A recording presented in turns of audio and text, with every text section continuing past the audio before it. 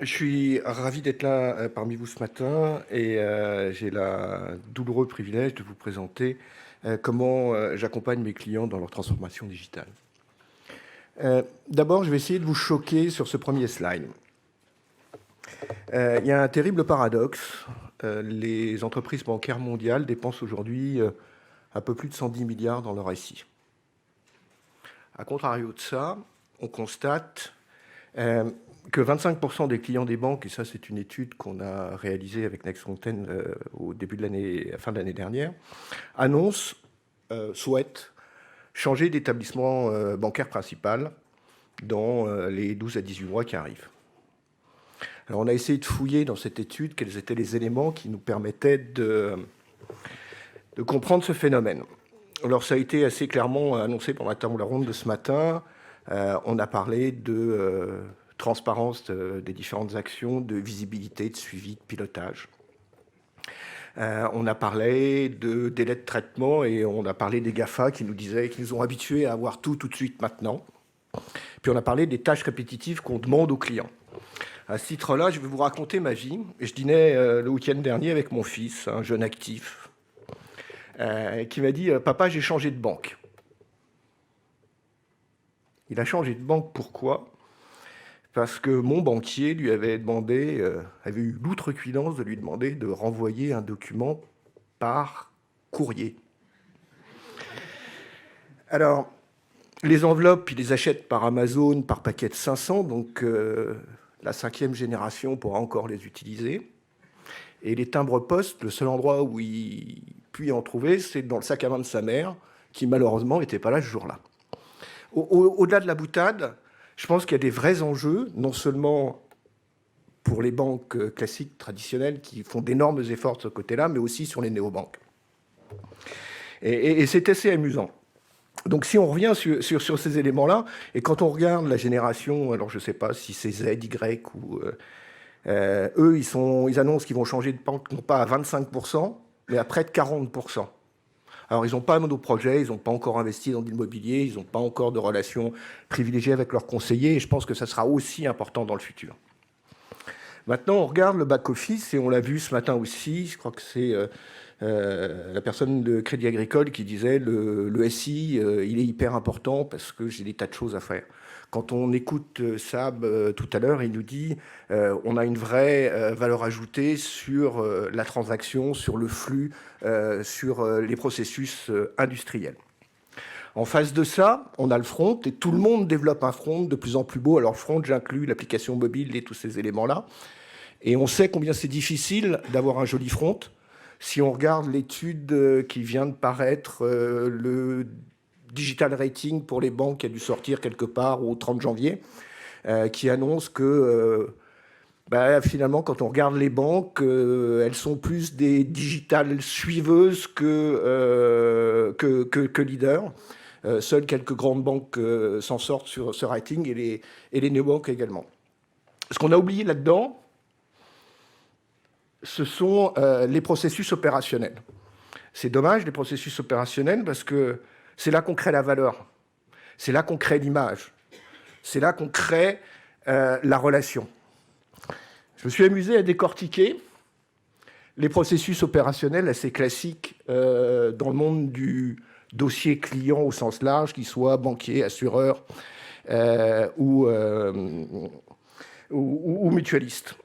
Et on regarde que l'ensemble de ce processus est généralement partiellement décrit, quelquefois outillé, et nos amis banquiers et assureurs ont cru les vendeurs de technologie qui leur assuraient que la simple introduction d'une nouvelle technologie, alors on parle de RPA, d'IA, d'OCR, d'autres, etc., allait résoudre l'ensemble des problématiques de ces fameux processus opérationnels dans lesquels, finalement, on tire la valeur.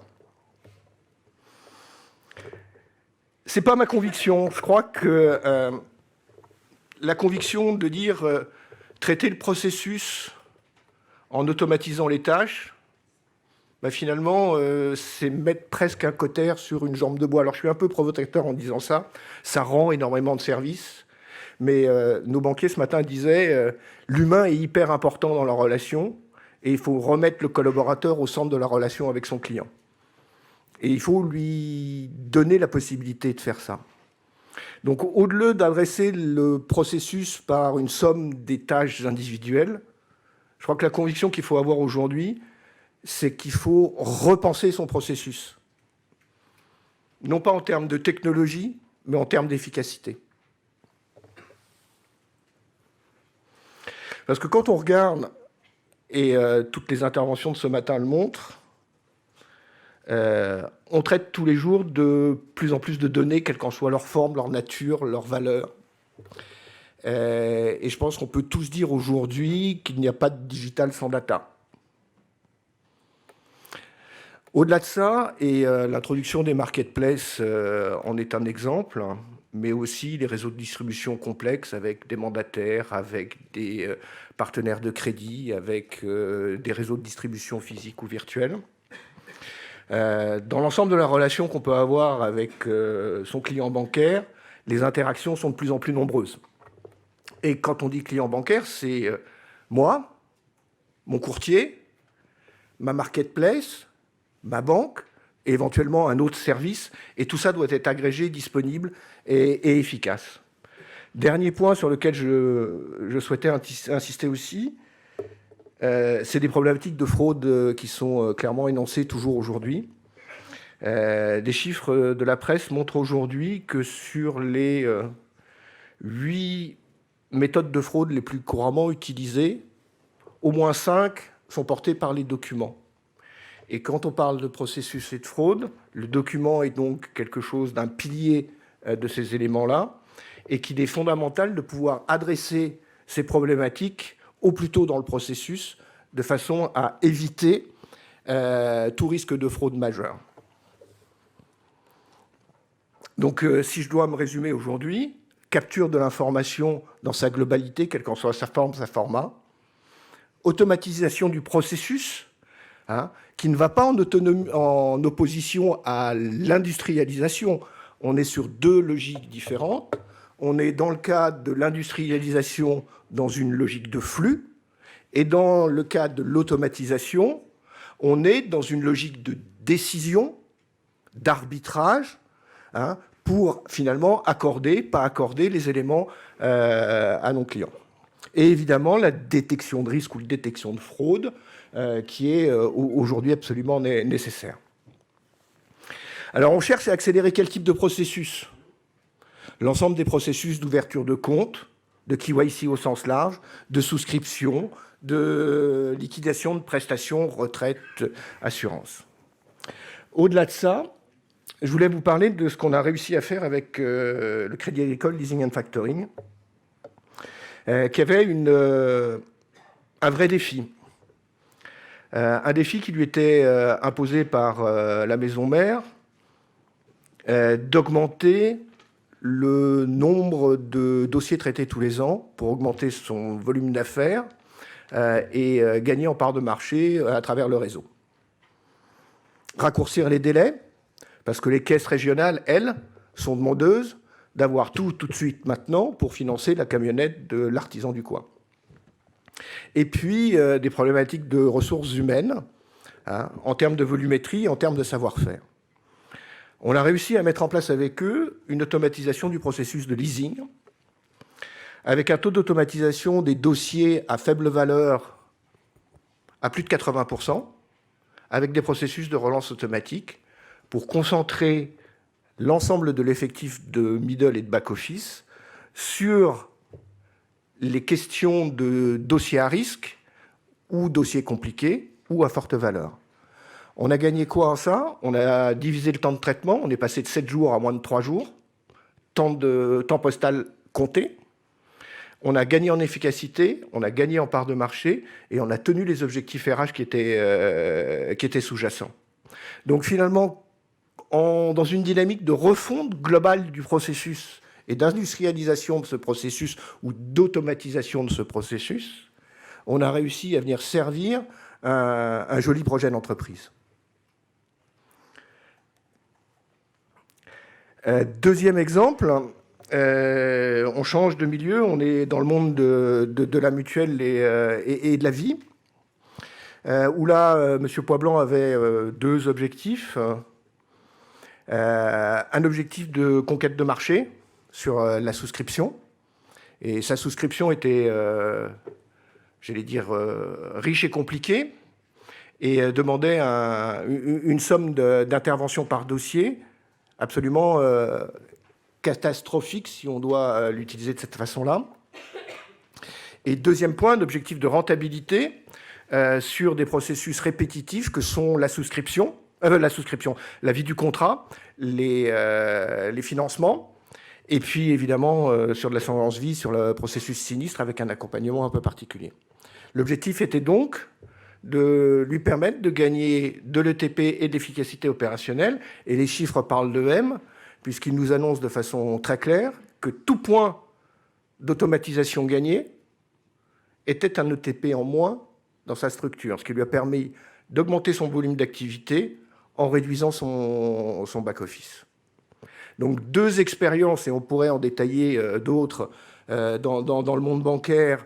Je pense à la BRED, par exemple, sur son SI bancaire client. Vous avez tous entendu que la BRED annonçait aujourd'hui une banque sans distance. On est dans un concept différent encore, où effectivement il y a eu complètement fusion des activités, qu'elles soient digitales, physiques, etc., à travers des processus uniques. Et si je devais dire un seul mot aujourd'hui, c'est que le SI client de la BRED est un SI construit sous forme de processus, et quel que soit le canal d'entrée dans les éléments, les traitements et les opérations restent les mêmes.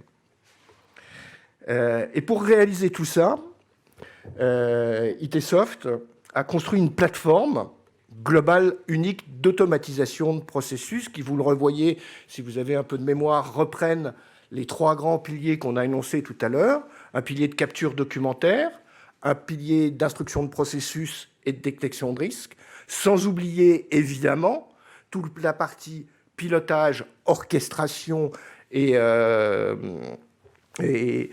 suivi qui nous permet de garantir non seulement au métier, mais en plus aux opérationnels, la qualité de suivi. Cette plateforme étant évidemment consommable suivant le mode que vous souhaitez, on-prem, cloud ou autre système comme ça.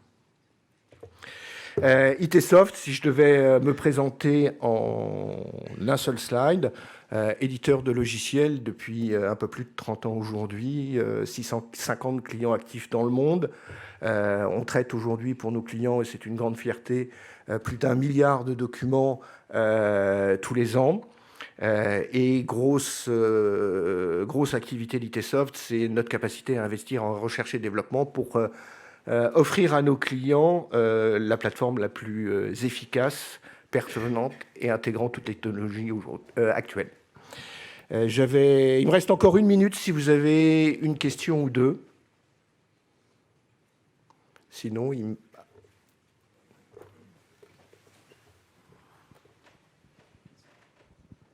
Bonjour, Thibaut Ninquette, je travaille chez WebHelp. J'avais une question à poser par rapport à la plateforme d'automatisation que vous avez mis en place pour la Massif. Est-ce que cette plateforme, elle peut se greffer à un CRM d'un client déjà existant? Alors, par nature, les plateformes d'automatisation d'ITsoft sont ouvertes. On se connecte dès aujourd'hui sur énormément de systèmes CRM, que ce soit du Dynamics, du Salesforce ou d'autres. On est complètement ouvert avec des points d'interrogation web service classiques. Très bien. Merci beaucoup, Emmanuel. Merci de m'avoir écouté.